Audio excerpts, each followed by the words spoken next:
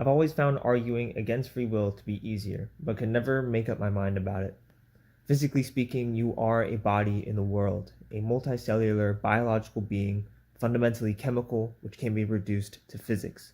All of Newton's laws and general relativity point towards a reality where, with full knowledge of the system, one could predict the complete history and remaining lifespan of the cosmos, meaning that you and all aspects of the universe were predetermined to transpire in the exact way in which they did since its inception. You have as much of a choice in what you do as a rock in free fall. However, quantum physics reveals that when not under observation, information has inherent fuzziness to it. It's inherently unknowable, completely. Only fully localizing into a single point in this fuzziness under observation. And this fuzziness extends throughout all of space and time.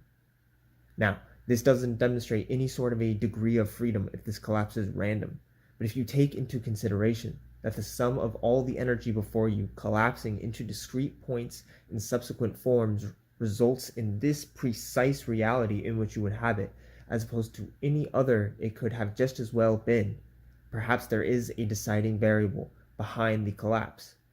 Given that this collapse doesn't occur unless under observation, perhaps this factor is you. From a psychological perspective, it's been demonstrated that the neurological activity coding for a particular choice or action occurs before an individual is consciously aware that they will take such action. Furthermore, Sam Harris has a great thought experiment where he asks the listener to think of something, like a city or movie, and to just point out the actual felt experience here. How an idea and subsequent ideas come to mind, and how we don't choose what comes to our mind in the first place, and that whatever reason we give to a final decision among our thoughts is really a post hoc rationalization of the ego. We don't come to a decision, rather the decisions come to us. And no one has an idea.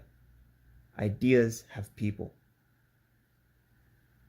And finally, spiritually speaking, all is in God's will, and so there is no room for anything else. Yet again, Hindu and Buddhist practices so clearly reveal that you are God.